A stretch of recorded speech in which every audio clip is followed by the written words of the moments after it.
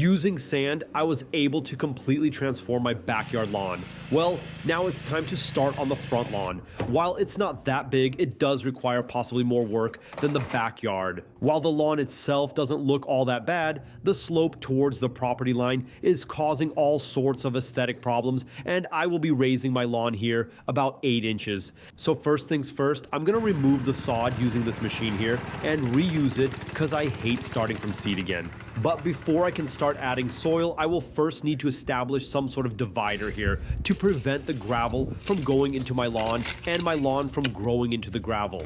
So what I decided to do for the divider was dig out a trench, which then I would use 12-inch stepping stones that I embed into a mortar bed on their side. So this way the grass roots wouldn't jump over to the other side constantly. I actually did the exact same thing on the other side of my house, which turned out looking really nice, and it's so far held up well over the winter. So since I'm going to be raising the soil level about 8 inches, I also have to adjust all the sprinkler heads. Luckily, they all came with a flexible tube, which I was able to lift to the new height without having to modify anything.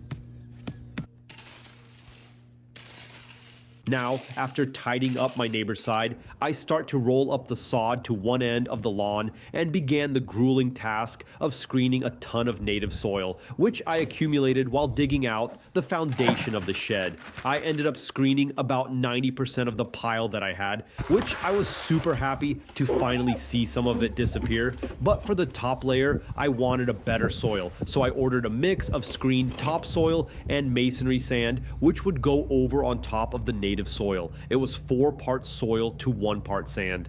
At this point, I wanted a somewhat smooth surface to lay the sod over on top of. It didn't have to be perfect since I expected plenty of settling in the soil. I did tamp down every section, but either way, I expect to see some dips and humps appear in the coming weeks. I was actually pretty excited to finally be finishing up, but after I started rolling all the sod back into place, I began to realize it looked like an absolute mess of a lawn. But sometimes things have to get much worse before they can begin to get better, and this is just the beginning. After a few days, I'll start smoothing out the lawn using sand, and we'll post the entire process, so don't forget to like and follow if you are interested in seeing how to create a smooth golf course like lawn. And I just never liked the location of this bush. It blocks the view to my hideous lawn. I just want to make sure everyone can see it. And just to remind you of what I had prior to starting this project, here is a before and after.